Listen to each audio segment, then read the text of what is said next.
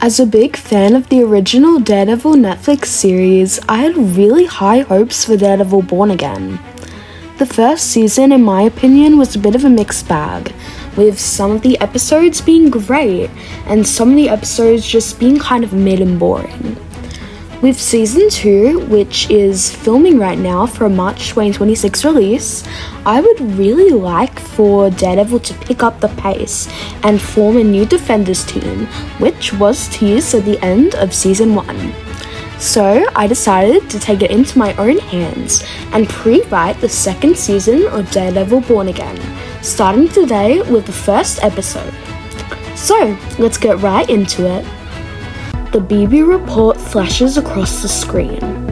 Hello everyone, my name is BB Urick, and this is what's going on in New York City. Ever since Mayor Fisk enacted martial law, the city has been in chaos. Robberies, murders, and the mysterious disappearances of socialites such as Jack Duquesne have left us all wondering, who was here to protect us? With Fisk outlawing vigilantes, only the most brave or most foolish heroes will attempt to stop what some consider the devil's reign. In a Trustable van, Ivan Benionis and Dimitri sit, counting money. Bro, have we really got to get this all to Red Hook for the boss?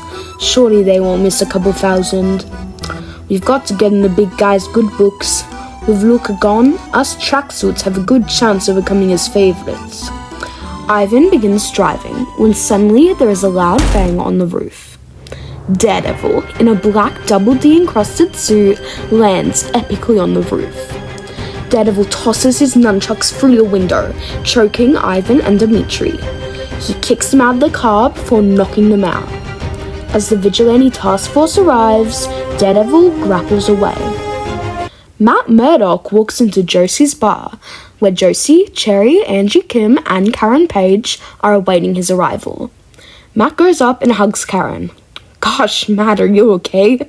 Yeah, I'm fine. It was a narrow one with the task force, but got the job done. How about you? Have you done more research on Red Hook? Yup, and it's not good news. There is no way to legally indict citizens based on their crimes in Red Hook, and therefore Fisk can use it as his piggy pen for gangs and people who won't pay up. Anyone with better news? Angie? Any information on Poindexter's whereabouts? Nah, us police have been searching, but looks like he's taken Fisk's hint and gone into hiding. Bombs never stay null forever. Cherry, please tell me you found anything about Commissioner Gallo? Matt, it's been slow. Matt rolls his eyes and laughs. They're trying their best, Matt. Well, that's not stopping Fisk, is it? Every day I am hunted, Karen. I need an army. I'm sorry we can't fly or ricochet bullets or fake a disability to mask our hidden superpowers, but we really care about New York. If you really cared about this city so much, maybe you'd be doing more. Just go home. This meeting is adjourned. Angie, Cherry, Josie, and the other officers leave the bar. Karen approaches Matt. You're being a little harsh, Matt. Why are you here, Karen? Why do you abandon your new life in San Francisco to come back here and try to play hero with a keyboard and a gun? Because I care about New York. We all do. We don't want it to turn into Fisk's no man's land either. Maybe if you encouraged us, we could do more. I'm sorry. I'll apologize to Angie and Cherry and the others. I just think we're unmatched for this one. Then get us more members. Danny's been in Asia for years, but Jessica and Luke are still around here somewhere, right? Frank, that spider guy? That guy's a quippy asshole. He probably has some world-ending trauma. Don't we all? Matt and Karen edge closer together before beginning to kiss. They head back to Karen's new apartment. Matt awakes the next morning in bed next to Karen. He checks his phone to see hundreds of texts and missed calls from Kirsten McDuffie. Shit. In a panic, Matt begins to get dressed. What's wrong? I'm late for a really big trial. I'll drive you. No, it's fine. I'll get a cab. Matt rushes out, leaving Karen concerned. At the mayoral office, Fisk walks in with Vanessa by his side.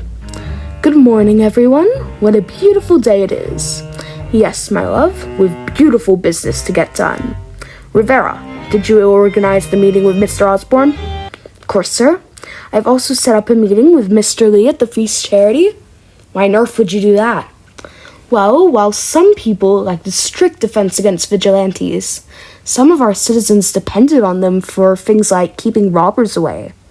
We should show remorse to those affected by the crusade. Don't pretend to grow conscience now, Miss Rivera. Gallo proved you're just like the rest of us. Now, Daniel, I would like to set up a meeting with your friend B.B. Urick. Oh, we're not exactly on speaking terms right now. It's essential I get my message across. Yes, sir.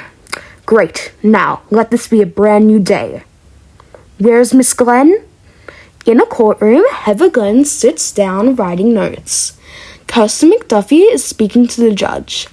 The defendant, Mr. Dwayne Taylor's work as a vigilante night thrasher was nothing but heroic. He took the tragedy of his parents' murder, and instead of taking it out on innocent citizens, he chose to protect them. The prosecuting lawyer laughs. Objection, Your Honor. The point the defendant is attempting to make is Matt comes in, receiving side-eyes from everyone. Sorry, Your Honor. Do you not see the lack of passion even his own lawyers have? These vigilantes are poisoning the water us New Yorkers drink, making us violent. No traumatic backstory can excuse that. The audience claps. Order in the court? The jury finds Mr. Taylor guilty on accounts of vigilante acts and assault. I order 3 years in prison. Dwayne cries as Kirsten hugs him, side-eyeing Matt. After court, Matt and Kirsten argue. I called you so many times, Matt. I can't believe you were that late for closing statements. I'm sorry, Kirsten. No, Matt. You're the one obsessing over protecting vigilantes from Fisk's martial law, but then you leave me all the work. I'm sorry, but I can't do this anymore. I'm leaving this firm. Kirsten walks away, and as Matt chases after her, he is approached by Heather. Matt, I'm sorry about losing your case. That sucks. No, you're not. You said it yourself. All vigilantes and mask wearers are evil. You working for Fisk just doubles down on that point. What is this agenda against Fisk? He cares about the city, and we share the same views on mass freaks. Well, we don't, and that's why we broke up. Look forward to reading your book, Heather. Matt storms off. I'll send you a copy. As Matt is about to get in a taxi, the prosecuting lawyer approaches him. Matthew Murdoch, I see some things never change. You still arrive late and have women at your feet. Professor Cranston, please call me Lawrence. You're not my student anymore. So, Matt, how have you been? Before Matt can answer, he gets his tap on the back. Angela Del Toro stands behind him. Mr. Murdoch, can I talk to you? Yes, of course, Angela. We can catch up another time, Lawrence. You always did have something better to do? Lawrence walks away, leaving Matt and Angela. What's going on? Well, my block's in chaos. The stupid task force patrols around all day, picking on people who are just trying to live. Everyone's sick. The water quality's getting worse. Mr. Murdoch, we need a hero, like my uncle. I want to do something to help. Look, Angela, you're just a kid. It's a dangerous time to be brave. Just focus on looking after your family. Here, you should have this. Matt pulls out Hector Ayala's necklace. Your uncle would want you to have his necklace. Angela takes the necklace and walks away. BB walks into Fisk's office nervously. Take a seat, Miss Urick. What is this meeting about, Mr. Fisk? Well, I watched your last news report. I appreciated your nuanced take on the current political landscape in our city, but I found it particularly interesting how you focused in on the recent string of disappearances, particularly that of Jack Duquesne. Now, Miss Urick, up until now we've had a peaceful working relationship, and I'd like it to stay that way. So, what are you saying? I'm saying to take that report down and refrain from mentioning Duquesne or Gallo or anyone else. Of course, Mr. Fisk. BB leaves, tearing up as she heads out. Matt walks on the streets of Harlem whilst on the phone to Karen. So, how'd the trial go? I'd prefer not to talk about it. What have you done today? Well, I've been digging around Reddit forums looking for anyone with insider info on Red Hook. Nothing much yet, but I'm hopeful. Thanks, Karen. Look, I've gotta go. I've got a dinner in Jersey, and I still have one more place to go. Okay, bye. Matt hangs up and walks into Harlem's Paradise. The club isn't very lively as it is still daytime, but there are still a few dealings of drugs and money going on. Matt heads to the back room where Luke Cage is. Matthew Murdoch, it's been a while. Last time I saw you, you were dead. Luke Cage, you've come up in the world.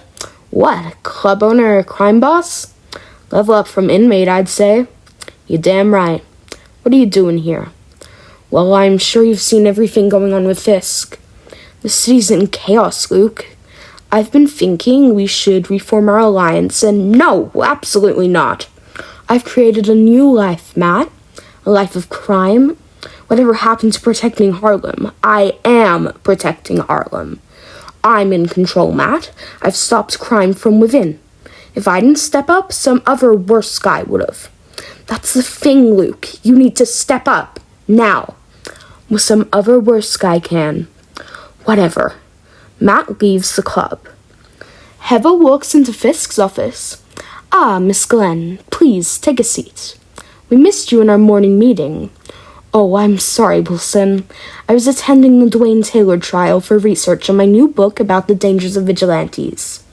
Are you sure you weren't snooping for your boyfriend? Ex-boyfriend? And no. Me and Matt share different values. Sure you do. I really appreciate the work you're doing, Miss Glenn, and I think your book is going to be important in changing the minds of our citizens.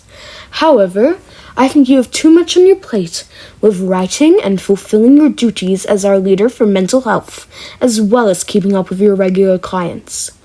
I hate to ask this, but could you potentially drop a few clients so you can spend more time at the office? Of course, whatever you think is best for our city. Matt walks into the Khan family household where Yusuf greets him at the door. Matthew, come in, come in. Everyone, this is Matthew, the man who saved my life. Matthew, meet my family, my lovely wife Muniba, my darling boy Amir, and his wife Taisha. And this must be the famous Kamala. I've heard a lot about you. Dad, what did you say? Only good things, only good things. And this here is Kamala's new friend, Kate. Kate Bishop smiles at Matt. Hi.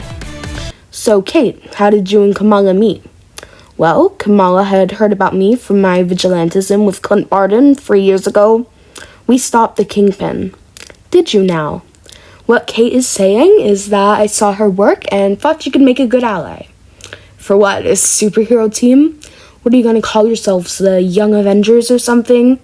Dad, you told him? He didn't have to. He talked more about Miss Marvel than Kamala. It's okay, I don't judge, just maybe stay out of New York. Suddenly, Kate leaps up and walks out the door. Matt chases after her. Wait up, Kate. I've heard about you. What you and Clint did against Kingpin. You really did scare him. For what, a few years? Now what, he's mayor? How could they let a convicted felon be in office? And now he kidnapped my stepdad. Your stepdad is Jack Duquesne? The swordsman? Yup. Well, Kate, I'm working on an alliance to defend New York from Fisk and help vigilantes like us and your stepdad. If you want, we could band together, unless you're too busy with the Young Avengers. Please, Kamala and I went on a whole trip trying to get recruits. A wizard, a Walmart Iron Man.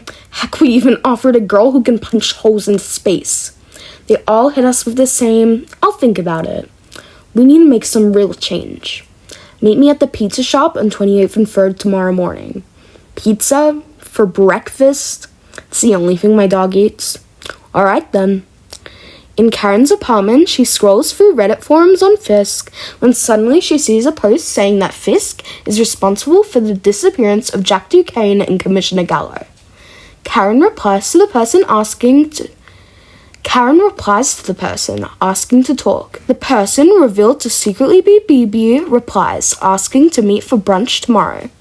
At Red Hook, Vanessa looks over a letter from Switzerland. As she is about to open it, Fisk comes in and she stashes it away. The tracksuits were a bust. I always knew they didn't have it in them. Well, under Maya they were. Let's not talk about Maya. Cashman bring in the swordsman. But Cashman brings in a handcuffed swordsman. Mr. Duquesne has been making quite a ruckus. Mr. Fisk, you can't just keep us in here like animals. It's inhumane. We don't want another Frank Castle situation of him breaking out. Shall we dispose of him?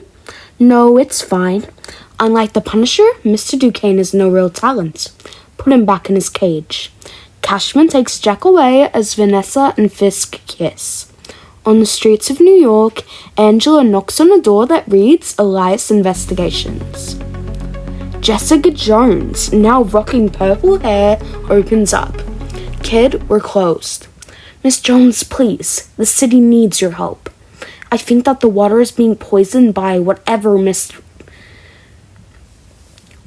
Mayor Fisk is doing at the Red Hook port.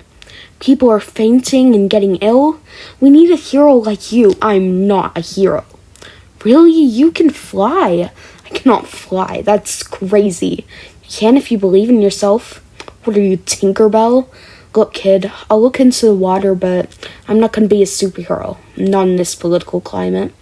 Jessica shuts the door on Angela's face. On a small island next to Redport, a small hut stands. Within it, a masked man concocts an unnatural yellow liquid and places it into the water pipes. The man takes his mask off to reveal Lawrence Cranston, Matt's law school professor who we met with earlier. New York will finally feel fear. On a rooftop, Daredevil stands tall, listening in on a vigilante task force operative who says that there is a vigilante hiding out in Fogwell's gym. Daredevil grapples over to the old gym, banging down the door. Hey, whoever is in here, the task force is coming for you. Daredevil spots a masked man standing on the other side of the ring. He stands up. You. It is Bullseye. Before Daredevil can launch at him, an explosion goes off at the window, and a swarm of vigilante task force members come in. And unfortunately, that's the cliffhanger that episode 1 of season 2, in my mind, would come to an end to. So if you're upset by that, make sure you check out episode 2, coming very soon. Okay, thank you guys so much for watching. Have a great day. Bye!